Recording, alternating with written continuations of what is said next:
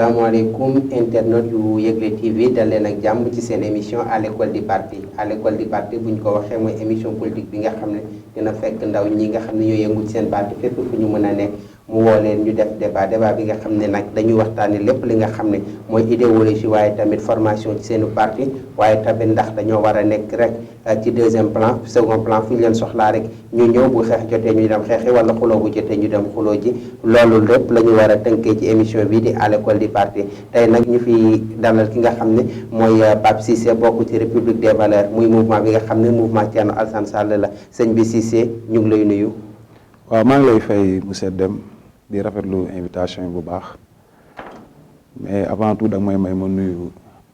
fi ma jóge muy waa Yëmbal. waaw di leen sant bu baax seen taxawaay ak jàppale bi nga xam ne ñoom moo koy jàppale. di nuyu itam sama waa mouvement bu baax waa République des valeurs. di ci jiital nuyoo bi sunu leader Thierno Alassane Sall. waaw di leen nuyu ñoom ñëpp. waaw monsieur Cissé République des valeurs tey boo ñu ko doon wax lan mooy République des valeurs. waaw République des valeurs boo maanaam mooy réewum ngor ci olof. République des valeurs nag boo ko déggee mooy boo ne république ne ñun ñëpp ci lañ nekk. nga ne valeur man ma njortu ne valeur ñun ku nekk boo xoolee ci ñun ñëpp ku ne am nga benn valeur boo xam ne walla am nga ay valeur yoo xam ne mi ngi ci yow. valeur nag bokk na ci ngor. jub yar. fit lépp a ngi ci daal yaatu na daal. waaw muy lu baax rek. léegi nag ñu jot bon valeur boobu ngay dégg nag. moo tax ma sañ ne sénégalais yëpp daal ci République des valeurs xaj nañ ci. waaw muy mouvement bi nga xam ni Thierno Alassane Sall lancé na ko. bu ñu jumul 28 novembre bi ñu passé donc tey mu jógee ci parti politique mais créé mouvement am tey bu ma la déggee ci ni nga waxee seen idéologie daal da ngeen ko tënk maanaam ci njubale maanaam valeur yi ngeen wax. waaw ci tënk maanaam mën nañ ne jub ak jubale ak soppi li nga xam ne moo fi nekk. ndax gis nañ ne Sénégal politique naxaate beex warante beex. ak xasante yeex saagante yeex moom rek lañ seetlu ci politique Sénégal ba seet nañ fi mu ne nii nit ñi sax koo wax waxu politique sax day tiit yaakaar na tat mooy naxaate ak war sàcc xaalis loolu laal di ko nit ñi jàppee ba tax na sax ñun ñi des fois dañuy am kersa sax tudd ne ñun dañuy def politique waxuma di wooyee suñu bopp politicien mais ragal nañ sax des fois étiquette politique boobu noonu des fois dañuy am kersa di ko askanale suñu bopp ndax li ko nit ñi jàppee te lépp rek li ko waral mooy ñi fi nekkoon ak ñi fi nekk léegi sax mën nañ ne bëgg saltel turu politique ci boppam te man politique gis naa ne lu noble la ndax ki nga xam ne moo war a yor sa ëllëg war ko gérer ñun ñëpp ñu bànkoo ne ko dénk nañ la suñu ëllëg kooku kat ku jar a xoolaat la ba tax na politique waruñu ko sàgganee moo tax jeunes yi dama leen di woo des fois ne leen ñu moytu ñi nga xam ne dañuy wax ne ñu politiciens yi ñoom ñëpp a yam nañ leen bàyyi fa ñu nekk man dama mës a contre terme yooyu parce que loolu nga leen di wax ak fa nga leen di askane loolu moo leen arrangé ndax day tax yow nañu yoree réew mi sa yoon du ci nekk et puis nga nar a nekk tamit ci peuple boobu nga xam ne dañ leen di endormir ñun loolu lañ ne nag duñ ci bokk dañ nar a jug xeexal suñu réew même suñu kàddu lu mu néew fu ñu toog dinañ sensibiliser ni waxtaan ak ñoom yee leen ci li leen war ci réew mi.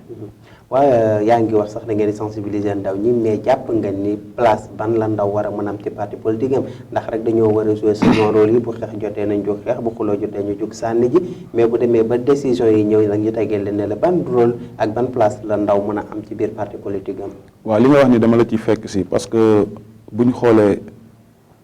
événement yële passé événement ba sunu kii président Ablaye Wade ba muy wàcc. gis nañ ne ay ndaw ñoo demoon xeex yi ñoo doon jàmmaarloo policiers yi. ba am na ñoo xam ne sax ñàkk nañ seen i bakkan am ñoo xam ne ba fi may waxee yow ni sax amaana ñu ngi kaso. te ñi ko waraloon ba ñii tey yëg seen njaboot mën naa ne ñoom ñoo ci perte. ndax ñi ngi doon xeexal fi mu ne nii am na ñoo xam ne ñoo ne ci gouvernement bi. seen yoon nekkul ci jeunes yi nga xam ne ñoom lañ tëj ki dee moom ay njabootam ñoo perte comme niñ ko waxee kon daanaka jeunes yi man invité wu ma leen ci yenn violence ñun suñu mouvement République des valeurs Thierno daf ñuy faral di wax ne xeexloo ma kenn yàqloo ma kenn ba ci policiers yi ngeen xam ñoom ngeen di jàkkaarloo di sànnanteex ñoom xeer sax seeni ay frères ñoo fa nekk ak seeni ay sœurs ba pare tenue boobu ñuy sol institution la sa réew la kon war nga jombale jël xeer di leen ko sànni ñun suñu mouvement bokk na ci lu ñuy xeex violence yooyu keroog événement bi passé muy le 19 bi passé la ñu yóbbu woon bokk naa ci ñi demoon assemblée nationale ba ma fay dem rusoon naa sax tàggu sama waa kër ndax koo ci tàggu day yaakaar na ngay dem xeexi rey sa bopp ndax loolu lañ ñu tàmmal loolu la ñuy gëmloo ci télé yi. dëgg la mais ñun en réalité ba mu fay dem man jommal naa jël xeer naan dama koy sànni ay policiers ñu may sama ay raq di ma gis image boobu jommal naa ko sama bopp. dëgg la ñu teg foofu sunu loxo te xam ni dinañ ci dellu si waat waaye comme yaa ngi wax ni place bi nga xam ne moom la ndaw ñu mën a am ci parti ndax yéen seen biir mouvement am ngeen ay instances yi nga xam ne dañu tàggat gone yi di leen former ñu am formation bi nga xam ne di leen sensibiliser ba yenn yi duñ ci dugg. waaw li ngay wax ni pas plus tard fan yi ñu génn nii rek dañ doon célébrer génn Thierno Alassane ci gouvernement bi démission am muy 2 mai bi passé bokk na ci lu ñu toogoon di xalaat mooy naka la ñuy fexee ba jeune parti bi jeune mouvement bi fépp fu ñu nekk ci Dakar dinañ ci fexe comité bu nekk ñu invité la nga ñëw assister au moins nga dem siège ba ñu toog waxtaan ak yow sensibiliser la yee la tamit ci sa réew wax la li nga xam ne moo la war ci réew mi ndax naka nga war a doxalee bokk na ci li nga xam ne moom la ñu bëgg taxawal fi mel nii loolu lu mel ni loolu. waaye noo gisee tey formation politique yi nga xam ne ñu ngi ànd tey libéral bi ñëw ànd ak démocrate bi ànd ak socio démocrate bi lëkkaloo boobu yow noo ko jàngatee ak noo ko gisee. waaw man yenn coalition yi ànd noos laa ko jàppee wala ànd séddoo ka jàppale ma jàppale la bu ñu yéegee après ñu xool poste yi ñu séddoo ko ku ne toog la nga daan xeex sax nga bàyyi ko ci ginnaaw idéologie sax nga jël sànni. lépp ñu jël dugal ci tiroir yi comme si daal benn affaire booy porté la rek une fois nga atteindre but bi lu la neex nga def man yenn coalition yi may gis ànd boobu laa ko jàppee ndax mës naa toog ku mel ni Maître El Hadji Diouf di wax ne canapé présidentiel amul fauteuil présidentiel moo am kii dañ ko doon gunge pour mu jël pouvoir bi ku mel ni Macky Sall dañ ko doon gunge pour mu jël pouvoir bi comme yéeg na nañu dellu ci lañ ne woon bàyyi ko mu gouverner man bokk mës naa dégg muy wax loolu mais ci ginnaaw gi ma seet ne am na leader yoo xam ne ñoom dafa mel ni message bi jàllul seen bopp ndax li ñu bëgg mooy toog gouverner noo ensemble ñoom ak seeni ñooñ lépp lu ñu war a séddoo ci poste yeex yooyu ñu dawalee ko noonu ba fàtte sax li leen war ci askan wi man loolu laa fa gis ba tax na yenn coalition yi man gisuma lu dul ànd noos laa koy woowee mais du coalition. mais jàppoon ni fi ñu toll ci jamono fi mu ne nit ñi dañoo war a mën a àndee noonu ndax bu ñu xoolee jël cas bi nga xam ni mooy la xew Allemagne barke démb pour seen président jàll dafa mujj lëkkaloog ñi nga xam ne ñoo fa nekk ba ñu mujj koo fal est-ce que jàppoon ni réew mi fa lañ toll ndax jug naa am naa sama parti rek may am majorité bu ñu voté ma am plus de 50% est-ce que jàppoon ni fi ñu toll ci Sénégal dafay jeex moo tax lëkkaloo googu mën a nekk lu war. waaw man bañuma coalition boo dégloo sama wax dama ne coalition bi ma gis léegi ndax niñ koy doxalee man moo ma doyul mais coalition bañuma ko parce que coalition normalement bu ñu doon xool dañuy xool ñi nga xam ne dañoo bokk idéologie bokk lu ñuy xeex bokk gëm-gëm ne kat kaa ñu ànd suqali suñu réew man coalition boobu gëm naa ko ba tax na exclure ma lu mel ni coalition je n'exclus pas mais seulement ni ñu koy doxalee ak man li ma gis ak seddoo poste yi nga xam ne moom laa gis ci coalition yi man loolu laa ñaawlu mais coalition mënul ñàkk ci ku bëgg jël nguur. waaw bu ñu waxee tey mënta ñàkk ci ku bëgg a jël nguur mais aussi tey li nga xam ni moom la ñëpp di waxtaanee ba tey bien que ni loi bi jàll na ci assemblée nationale muy parrainage nga xam ni jugoon nga dem di ñaawlu li nga xam ni mooy loi bi ñu bëgg a voté ba nga dem taxaw ca kanam assemblée nationale tey yow parrainage bi jàppoon ni lu war la ci biir Sénégal du moment où ñu ngi compté lu ëpp plus de 50 partis élection législative barki démb yi ñu mujjee jóge plus de 47 listes est-ce que jàppoon ni yoon la ñu def parrainage bi. waaw man parrainage li ma ci déranger mooy dañuy waaye jub élection te dafa yàggatul dara ma jàpp ne ku mel ni président Macky Sall buy proposer loi bu mel noonu dafa war mu xam ne moom 2019 moom candidat lay nekk maanaam titre am lay mettre en jeu candidat lay nekk ba tax na lu mel ni parrainage bu koy taxawal dafa soxla ñi nga xam ne ñoom lañ jàpp ne opposition bi les potentiels candidats mu woo leen autour d'une table ba ñu trouver consensus ñu teg kat ne ñun nii lañ nar a mënee élection yi man loolu laa jàpp ne mooy yoon.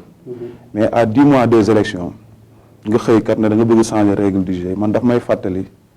li nga xam ne Abdoulaye Wade moom la bëggoon teg ci événement yële passé parce que tamit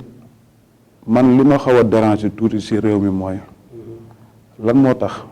à chaque approche élection le président sortant moom foog mu toog rek ne foog mu laal constitution bi ñu doog a dem élection man ma bëggoon leen laaj ne ndax constitution Sénégal ndax crayon lañ ko bindee ba ku mu neex rek jël gome li nga xam ne arrangé wu la nga bind ci la la neex ne kaa la ñu dem élection ba pare dafa am lu xew ci réew mi ñun ñëpp ñu teg ci sunu bët muy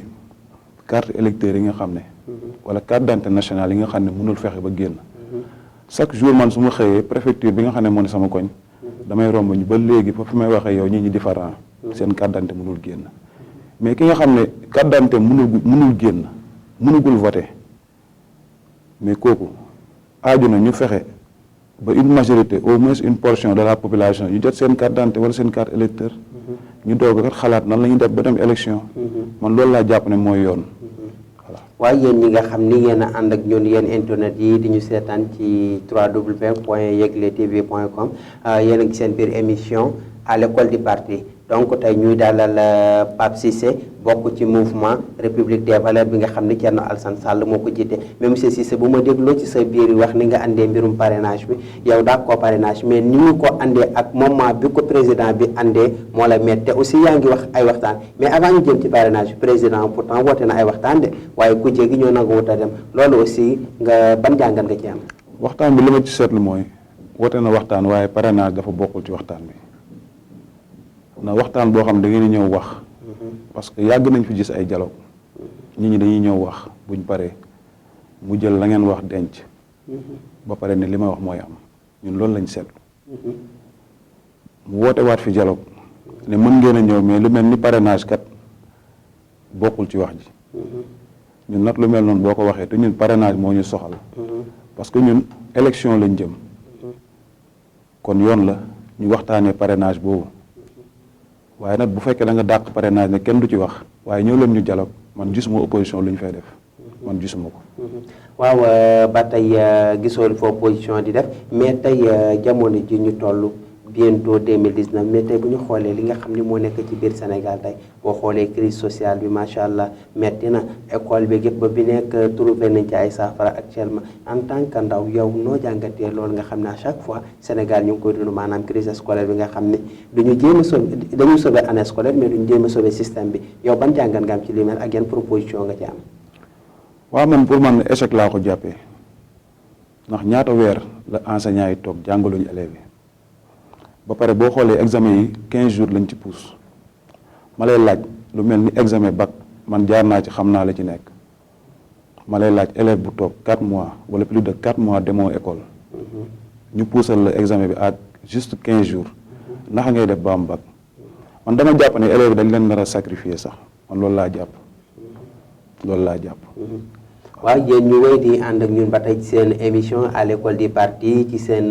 site d'information www.yegletv.com tey ñuy dalal Pape Cissé bi nga xam ni membre la ci mouvement République des valeurs bu Thierno Alassane Sall jiite waaye Pape rek bala ñuy comme temps bi njatt nañu rek bala ñu yegg ci dernière laaj bi ndax yaa ngi jokkoo ak sa kilifa di Thierno Alassane Sall ndax République des valeurs moom ren di ngeen am candidat wala da ngeen am ku ngeen di gunge. waaw moment yi may waxe yow ni suñu leader Thierno Alassane Sall ma koy nuyu de passage di ko am fit ku bëgg réew maa ngi koy nuyu bu baax moment yi may waxe yow ni nag mi ngi def tournée au niveau national gis nga question boobu li ma koy dégg bari na mais dama bëgg xamal nit ñi rek képp ku samp parti élection moo tax nga samp ko te jiite réew moo tax nga samp ko 2019 yàggatul